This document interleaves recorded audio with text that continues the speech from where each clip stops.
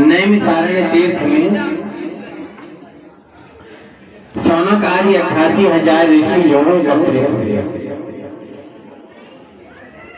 देखो यज्ञ और शस्त्र, एक तो ज्ञान शस्त्र चलता है, एक ज्ञान यज्ञ होता है, ठीक है। सत्र में हर कोई भाग ले लेता है, यज्ञ एक प्रमुख यजमान के लिए होता है। यज्ञ जो संकल्प कराते हैं, तो जो यज्ञ में आचार्य हैं वो संकल्प कराएंगे, जो यजमान बनेगा यज्ञ में उसी को पूर्ण फल मिलेगा। उसमें हाँ, अगर कोई अपने कार्य के द्वारा, अपने श्रम के द्वारा, अपने मेहनत से कुछ कार्य करता है तो थोड़ा अंश उसे यज्ञ में मिल जाता है। लेकिन ज्ञान शस्त्र में भगवान की कथा में हो सकता है कि जो यजमान बन के भागवत करा रहे हो, भगवान की कथा करा रहे हो, उनको बैठ करके सुनने की फुर्सत नहीं होगी। अगर शुद्ध चित्त से सुनेंगे नहीं तो उनको लाभ नहीं मिलेगा। लेकिन कोई गरीब आकर जिसने 1 पैसे का उसमें दान ना किया हो, ना उसका सामर्थ्य हो, वो कथा सुन के जाएगा अगर पूरा, तो जो कराया है उससे ज्यादा लाभ उसे प्राप्त होगा। इसलिए यज्ञ और ज्ञान सत्र दो होते हैं, तो दोनों में यज्ञ जो है वो सबके लिए नहीं है, उसमें जो मुख्य यजमान बन रहा है वो मुख्य है, लेकिन ज्ञान सत्र सबके लिए है। तो जिस प्रकार से अभी माघ मेला चल रहा था, तो ये माघ मेला जो ज्ञान सत्र है 1 महीने का, माघ मकर गद रवि जो होई, तीर्थपति आओ सब कोई। तो माघ की जो महीना है वो पहली परिवा से लेके और पूर्णिमा तक का ही 1 महीने का मेला होता है। वो चाहे उसको 1.5 महीने को कर दे, चाहे 2 महीने कर दे, वो मान्य नहीं रहता। तो ज्ञान सत्र, उसी प्रकार से ज्ञान सत्र की स्थापना 88,000 ऋषियों ने कहां पर की? नैमिषारण्य तीर्थ में। तो नैमिषारण्य तीर्थ में सौनकादि 88,000 ऋषि वहां थे, वहीं पे सूत जी आ गए। अब सत्यनारायण कथा तो आप लोगों ने खूब सुनी होगी। सूत जी कौन है? कौन है सूत जी? ये तो हर जगह आता है, बार बार आता रहता है, खूब सुनते रहते हैं। सोना जी कौन है? स्त्री है, पुरुष है? कौन है? पुरुष है? किसके पुत्र है? कहां से आए? कथा सुनते। सूत जी जो है ये व्यास जी के अनन्य शिष्य है। व्यास जी जिन्होंने भागवत आदि 18 पुराण, 4 वेद, पंचम वेद, महाभारत आदि की रचना की, वो व्यास जी महाराज के बहुत ही अनन्य मतलब करीबी शिष्य, ठीक है। तो करीबी शिष्य सूत जी महाराज है। सूत नाम, ये स्रोत नामक स्थान से, यज्ञ कुंड में एक स्रोत नामक स्थान होता है, वहां से इनका प्राकट्य हुआ, इसलिए इनका नाम सभी ऋषियों ने सूत जी रख दिया। दूसरा, ये एक बार जब कुछ पढ़ लेते थे तो इनको दोबारा पढ़ना, सुनना, याद करना नहीं पड़ता था। एक बार जो पढ़ लिया, जो सुन लिया, वो याद हो गया। श्रुतिधर थे, इसलिए इनका नाम सूत जी पड़ा। तो सूत जी महाराज वहां पर पहुंचे हुए। 88,000 ऋषियों ने सूत जी को देखकर बड़े ही आनंद के साथ में आनंदित हुए और बढ़िया दिव्य आसन पे बैठा करके गंध, अक्षत, पुष्पमाला आदि से 16 सूत जी का पूजन किया। और ये पूजन करके उसके बाद में प्रश्न पूछा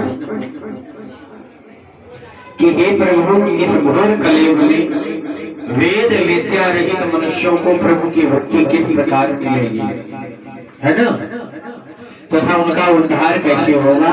इसलिए हे मुनिश्रेष्ठ, कोई ऐसा तप व्रत बताइए जिसे थोड़े समय में पुण्य प्राप्त हो तथा मनवांछित फल मिले। वो कथा सुनने की हमारी हार्दिक इच्छा है।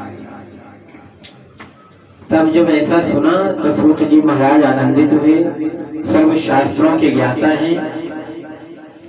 सूत जी महाराज बोले कि हे वैष्णव में पूछे, आप सबने सबके हित की बात पूछी है, अब मैं श्रेष्ठ व्रत को आप लोगों से कहूंगा, जिस व्रत को नारद जी ने लक्ष्मी नारायण भगवान से पूछा था। तो हम सबसे पहले पूछा था, नारद जी ने लक्ष्मी नारायण भगवान से श्री सत्यनारायण व्रत कथा को पूछा। कथा ऐसे सुननी चाहिए जो पल्ला झाड़ ना हो, प्रपंच की पल्ला झाड़ के चल दिए, इधर की बात उधर खत्म हो गई, वो कथा नहीं होती। कथा सुनो तो वो कुछ मन में बैठ जाए, पूरी ना बैठे लेकिन कुछ तो बैठे, क्योंकि घर का काम काज छोड़ करके आए हो कथा सुननी। अब कथा भी ना सुनो, घर का काम काज भी ना हो तो कुछ नहीं किए, तो या तो घर का काम ही काज करो या भगवान की कथा ही सुनो। दो में से एक कार्य करना बहुत आवश्यक है। तो इसलिए जहां रहो वहां के रहो। तब सूत जी महाराज ने कहा कि जैसे आपने पूछा इसी बात को नारद जी ने लक्ष्मी नारायण भगवान से पूछा था। जो मैं कह रहा हूँ ध्यान से सुनो। तो पहले श्रोता कौन हुए? नारद जी, पहले वक्ता लक्ष्मी नारायण भगवान सत्यनारायण भगवान की कथा को गा रहे। ठीक है। एक समय योगीराज नारद जो है सबके कल्याण की इच्छा के लिए अनेक लोकों में घूमते हुए इस पृथ्वी लोक पे आए। पृथ्वी लोक को है मृतलोक कहा गया है। ठीक है। तो मृतलोक में पहुंचे तो यहाँ पर उन्होंने देखा कि यहाँ पे अनेक योनियों में जन्मे हुए प्राय सभी प्राणी जो बहुत दुखी है और अपने अपने कर्मों के द्वारा अनेक पीड़ा से पीड़ित हो रहे हैं। तब नारद जी ने सोचा कि किस यत्न के करने से इनके जो है दुखों का नाश होगा और इनको सुख प्राप्त होगा। ऐसा मन में विचार करके मुनिश्रेष्ठ नारद जी श्वेत वर्ण और 4 भुजाओं वाले इस नारायण जी के पास में पहुंच गए, जिनके हाथों में क्या है? शंख चक्र गदा पद्म और सुंदर वरमाला पहने हुए हैं, जिन्हें देख रूप मोहे नर नारी, जिनको देख करके करोड़ों कामदेव लज्जित हो जाएं, ऐसे सुंदर स्वरूप लक्ष्मीपति भगवान जो है बैठे हुए हैं। उन्हें देखकर नारद जी ने उनकी स्तुति किया और स्तुति करके मनाने लगे। आप अत्यंत शक्ति से संपन्न हैं, मन तथा वाणी भी आपको नहीं पा सकते। आप कारणभूत भक्तों के दुख को नष्ट करने वाले हैं। आप निर्गुण स्वरूप हैं, शिष्ट के आधारभूत हैं, कारणभूत हैं, सबके पालक हैं। और सुंदर स्तुति की नारद जी ने और फिर भगवान प्रसन्न होकर के कहे कि हे मुनिश्रेष्ठ, आपके मन में क्या है? मैं प्रसन्न हूँ। किस कार्य के लिए आपका आगमन हुआ है? आप जो है बताइए। नारद कौन है? जिनकी बात कहीं रद्द ना हो, वो नारद भगवान जो है सब जगह पूजे जाते थे। देवताओं के पास में चले जाते थे तो वहां भी आदर सम्मान मिलता था, और देवताओं में नहीं राक्षसों के यहाँ जाते थे वहां भी सम्मान उनको मिलता था। जलंधर के यहाँ नारद जी तो पहुंचे थे तो सारी कहानी बताई थी शिव जी की। तो इस प्रकार सब जगह भगवान ने कहा नहीं संकोच हो करके मुनिवर बोलो।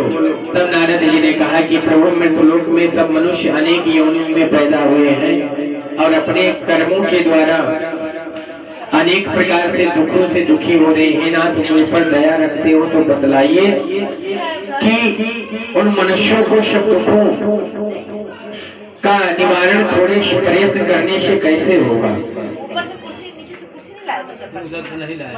अगर हे नाथ आप मुझ पर दया रखते हो तो आप बतलाइए। विष्णु भगवान बोले, हे नारद, मनुष्यों की भलाई के लिए आपने बहुत अच्छी बात पूछी।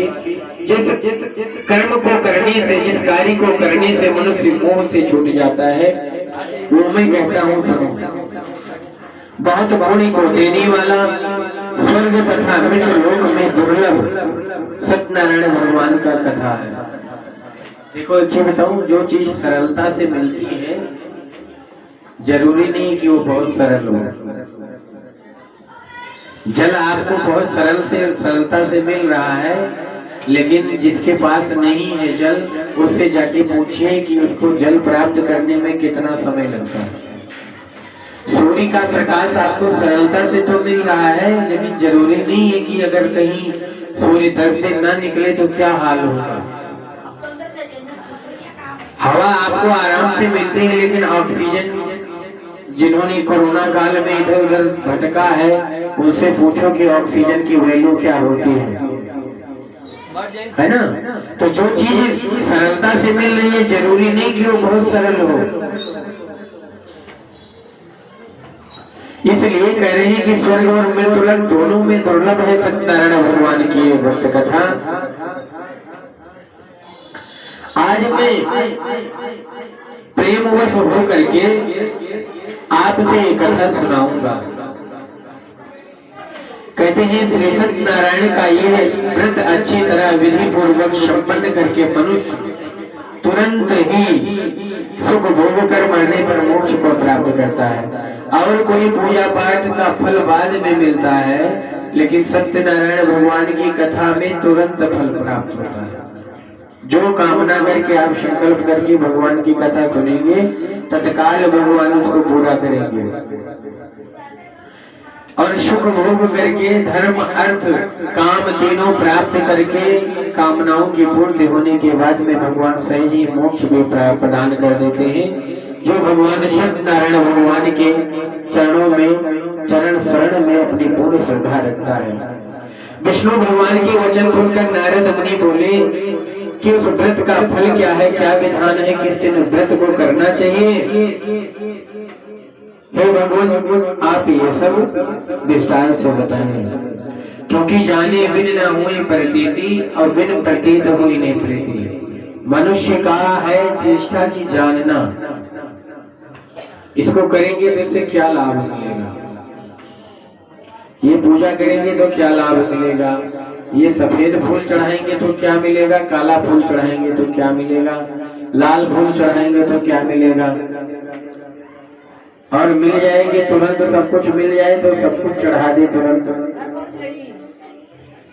तो इसलिए मनुष्य की ये चेष्टा रहती है कि हमें जानकारी मिले और होना भी चाहिए।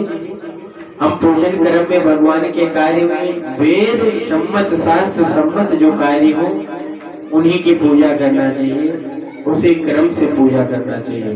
तो भगवान कहते हैं कि हे नारद, दुख शोक आदि को दूर करने वाला, धन धान्य पुत्र पुत्र आदि सौभाग्य को देने वाला, संतान को देने वाला, ये वक्त सब ये जो है व्रत सभी स्थानों पर विजय दिलाने वाला है। भक्ति और श्रद्धा के साथ किसी भी दिन संध्या के समय में या कभी भी श्री सत्यनारायण भगवान का ब्राह्मणों और बंधु बांधवों के साथ धर्मपरायण होकर पूजा करें। भक्ति भाव से नैवेद्य प्रसाद केले का फल, घी, दूध, गेहूं का चूरमा, शवाया, लेवा के गेहूं के अभाव में साखी का चूर्ण भी ले सकते हैं। शक्कर गुड़ आदि मिला करके श्रद्धा और भाव की पंजीरी से उसको निर्मित करें और भगवान को अर्पण करें और बंधु बांधवों सहित ब्राह्मणों को भोजन करावें, तत्पश्चात स्वयं भोजन करें।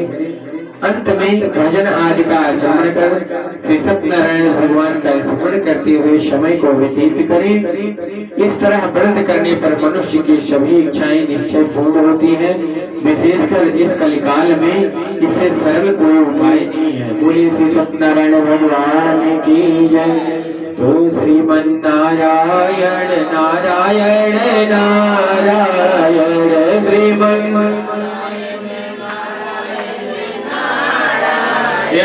श्रीमन्नारायण नारायण नारायण श्रीमन्नारायण नारायण नारायण सत्यनारायण नारायण नारायण सत्यनारायण नारायण नारायण। बोले श्री सत्यनारायण भगवान की जय। सूत जी महाराज कहते हैं कि ऋषियों जिन्होंने पहले समय में इस व्रत को किया, अब उनके इतिहास को मैं सुनाता हूँ, श्रवण करो। सुंदर काशीपुरी नगरी में एक अत्यंत गरीब ब्राह्मण रहता था। वो भूख और प्यास से विचलित पृथ्वी पर दर दर घूमता था। ब्राह्मणों से प्रेम करने वाले भगवान ने ब्राह्मणों को दुखी देखकर एक बूढ़े ब्राह्मण का रूप धारण किया और उसके पास जाकर आदर के साथ पूछा, हे विप्र, आप अत्यंत दुखी होकर इस पृथ्वी पर क्यों घूमते हैं? श्रेष्ठ ब्राह्मण, ये सब मुझसे कहो, मैं सुनना चाहता हूँ। ब्राह्मण बोला, मैं एक निर्धन ब्राह्मण हूँ, भिक्षा के लिए पृथ्वी पर घूमता हूँ। हे भगवान, यदि आप इसका छुटकारा पाने का कोई उपाय जानते हो तो मुझसे बताओ, मैं अवश्य करूंगा। वृद्ध ब्राह्मण बोला, इस घोर कलयुग में श्री सत्यनारायण भगवान का मनवांछित फल देने वाले है, इसलिए हे ब्राह्मण, तुम उनका पूजन करो, जिनके करने से मनुष्य सब दुखों से मोह से मुक्त हो जाता है। ब्राह्मण को व्रत का सारा विधान बताकर बूढ़े ब्राह्मण का रूप धारण करने वाले स्वयं श्री सत्यनारायण भगवान वहां से अंतर्ध्यान हुए। जिस व्रत को वृद्ध ब्राह्मण ने बतलाया है, मैं उसे अवश्य करूंगा। ऐसा निश्चय करने पर ब्राह्मण को रात भर नींद नहीं आई। वो सवेरे जल्दी उठकर श्री सत्यनारायण भगवान का निश्चय कर भिक्षा के लिए चल दिया। उस दिन उसको भिक्षा में बहुत धन मिला, जिसके बंद बांधवों के साथ में उसने श्री सत्यनारायण भगवान का उत्तम व्रत किया। इसके करने से ब्राह्मण जो है सब दुखों से छोड़कर मोक्ष को प्राप्त हुआ। आगे जो मनुष्य पृथ्वी पर श्री सत्यनारायण भगवान के व्रत को करेगा वो सब दुखों से छूट जाएगा। इस तरह नारद जी से श्री सत्यनारायण भगवान का कहा हुआ व्रत ये मैंने तुमसे कहा है। हे विप्रो, मैं और अब क्या कहूँ, मुझसे कहीं। ऋषियों ने कहा, हे मनुष्य, संसार में इस ब्राह्मण से सुनकर किस किसने इस व्रत को किया, हम सब सुनना चाहते हैं।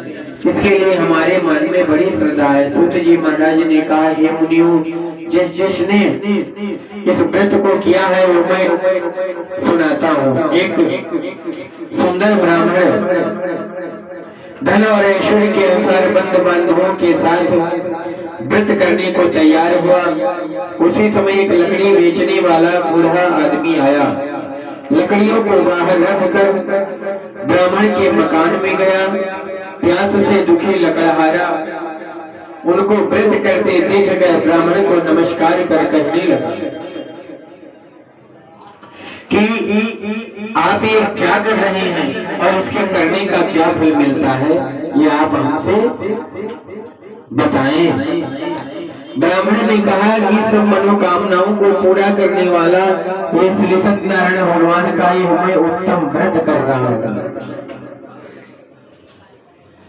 इनकी ही कृपा से मेरे यहाँ धन धान्य आदि की वृद्धि हुई है।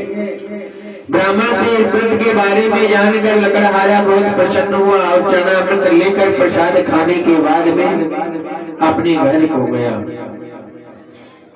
देखो, संसार में सबसे अमूल्य अगर कोई चीज है तो वो समय है, ठीक है। लेकिन सबसे ज्यादा हम जो अमूल्य वस्तु होती है उसी को हम नष्ट करते हैं। तो व्यर्थ हम समय को ही अपने करते हैं। जब भी कहीं भी कथा सुनने जाए तो कथा समय निकाल करके ऐसे सुनने जाए कि कथा सुने, आरती करें और प्रसाद लेकर के तब वहां से आए। बिना प्रसाद लिए हुए अगर कोई जाता है तो कहीं ना कहीं भगवान रुष्ट होते हैं। अगर आपकी आवश्यकता है, जरूरी है, तो आप क्षमा याचना करके मत्था टेक के चले जाओ। लेकिन सीरियल छूटा जा रहा है, चेटिंग छूटी जा रही है, बातें इधर उधर की छूटी जा रही हैं, तब आप कथा छोड़ के जाओगे तो भगवान भी देख रहे हैं। हरि व्यापक सर्वत्र समाना, प्रेम ते प्रगट हुई मैं जाना।